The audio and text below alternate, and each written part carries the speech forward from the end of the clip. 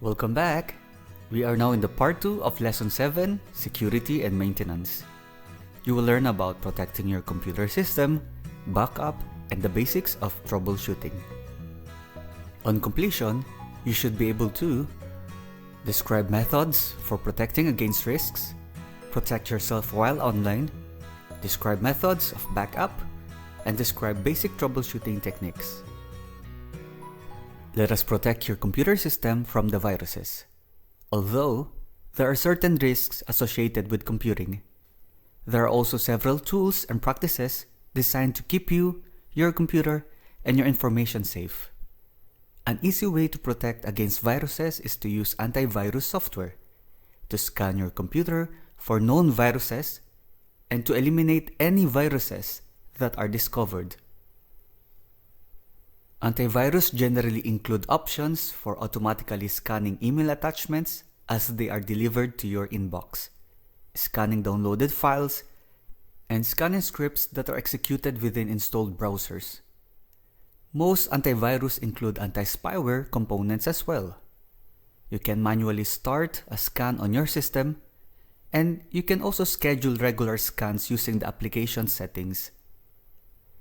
The image shows the scan settings page for Avast Antivirus. Another way to protect your computer system is through firewall. A firewall is a security barrier that filters and controls the flow of information coming in and out of a private network. Firewalls protect systems from unauthorized access by filtering the information that comes through the internet connection into your LAN or computer system. The filters used by firewalls are simply sets of rules that define and control which type of traffic to allow and which type of traffic to block. In a company, a network administrator can set up and implement security rules on a firewall that control how employees connect to websites, whether instant messaging applications are allowed, whether files are allowed to leave the company over the network, and so on. Remember that firewalls keep private data private. They do not encrypt data, or they do not protect you against viruses.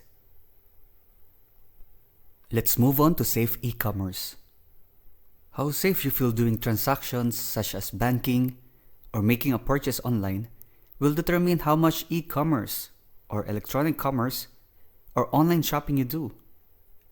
Many websites have taken appropriate steps to ensure their customers' security, but there are additional steps you can take to protect yourself.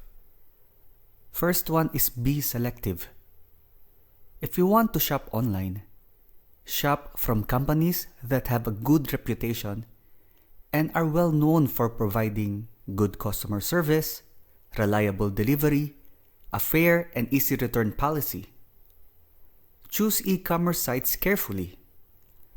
Legitimate e-commerce sites will display links to their privacy policy and terms and condition statements on their web pages.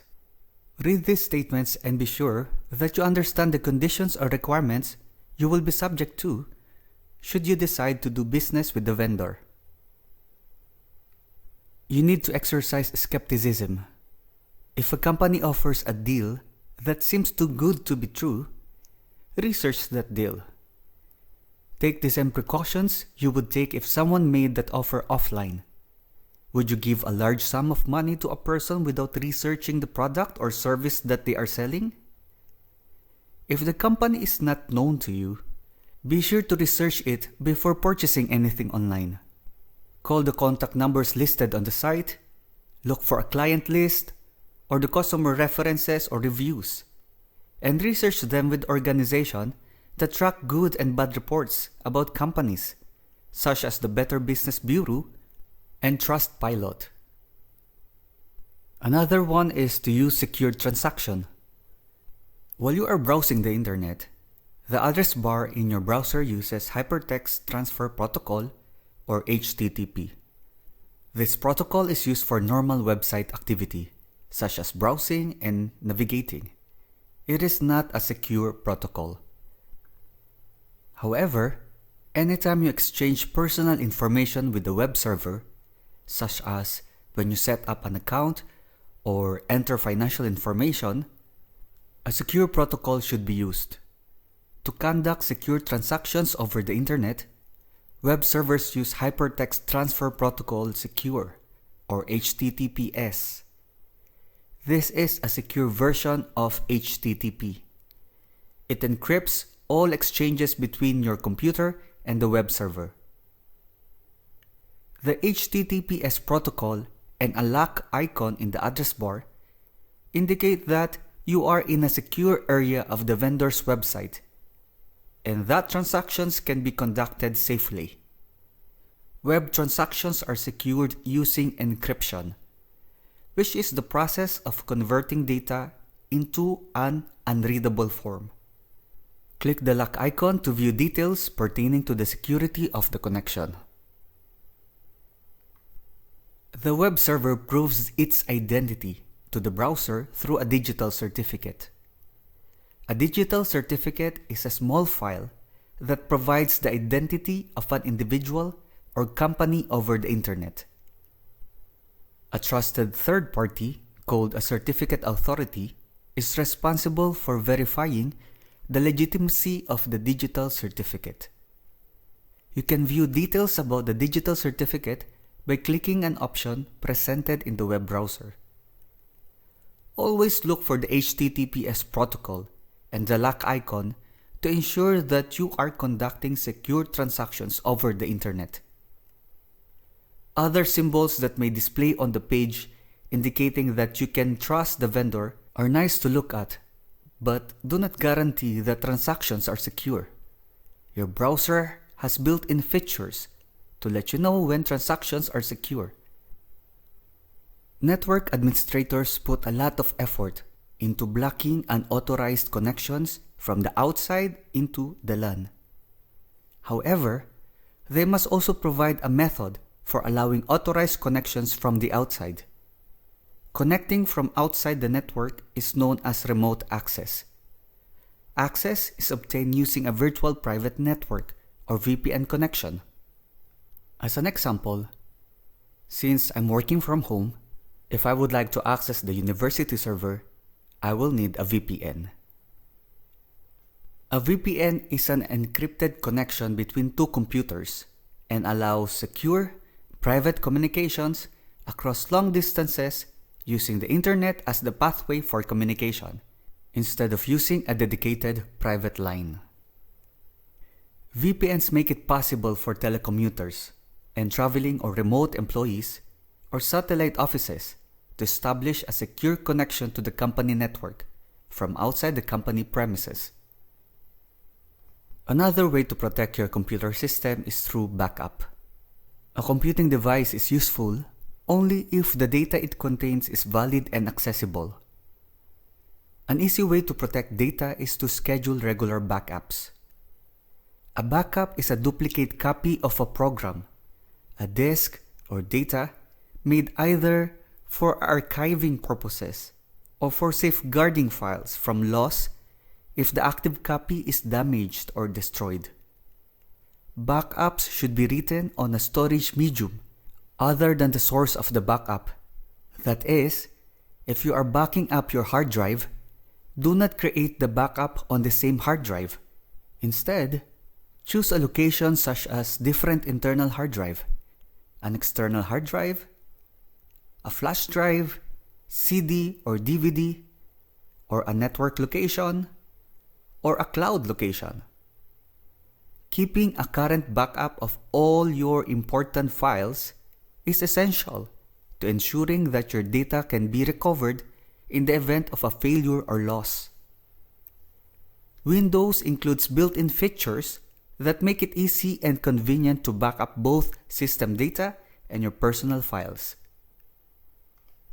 You must consider, for a secure backup, the backup should be redundant, meaning there should be more than one copy of any given backup. At least one copy of the backup should be stored off-site. It means not within your company. Off-site storage location must be secure. Backup should be encrypted, and it should also be verified. Let us move on with troubleshooting. Troubleshooting is a systematic way to solve a problem. It is an organized process of trial and error. You may need to try several different approaches before you can narrow down and find a solution, and generally, you use a process of elimination. This means you make a list of things that could be causing the problem and then test them out one by one to eliminate them as the cause. Here are some general troubleshooting tips. Write down your steps. This will help you remember exactly what you've done and prevent you from testing the same possible causes again. The other one is take detailed notes about any error messages you see, writing down as much information as possible, or you can use the print screen tool to capture the error messages. Having a record of the error messages can help you research them online or describe them to a professional who is trying to help you resolve your issue. Often, the first step in troubleshooting is determining whether your issue is caused by hardware or software. It is not always easy to determine which might be causing a particular issue because software and hardware are designed to work together. To investigate possible hardware issues, begin with the obvious. The first question you need to ask is there a power to your computer? Then, consider the following questions. Is the hardware device plugged in? If it is plugged in, is the surge protector switched on? Or is the device powered on? The next one is, if the device uses batteries, are the batteries installed? If batteries are installed, do they still have a sufficient charge? Another question, is there a good connection? If the device is connected to your computer by a cable, is the cable securely connected to both your device and the computer? If the device and your computer are securely connected, is the cable damaged? If you are using a wireless connection, is the wireless receiver connected? If you are using a wireless mouse or keyboard, do they have good batteries and are they turned on? And finally, are there easily observable issues with the hardware device that need to be addressed before the device will function? For example, if you suddenly find that you cannot print a document and you have already determined that the printer is plugged in and powered on, is there paper loaded? Is there a paper jam? Is the printer out of ink? Are there any error messages displayed on the information panel of the printer? In troubleshooting the software, sometimes issues are a little more difficult to track down. However, symptoms of a software issue are applications that stop running correctly, applications that freeze, or applications that won't start. Software issues can also cause the computer to freeze or not boot up correctly. Things to consider when you run across issues like this includes: did you install an update recently? Sometimes, operating system updates can cause errors with an application program. The next question to ask yourself are, does closing and then restarting the application solve the problem? Does restarting the computer and relaunching the application solve the problem? Is the application up to date? Can you find and install updates for it? Can you run the application program in compatibility mode? If your system freezes up consistently or will not open correctly after installing an update, could rolling back the update using a restore point resolve the issue? Could your system be infected with a virus?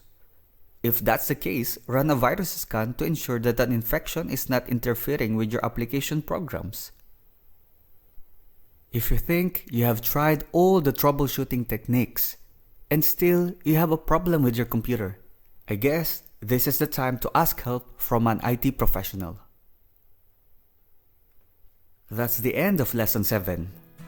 I hope you have learned something new. If you have questions, please comment or send a message. Until next time, bye-bye!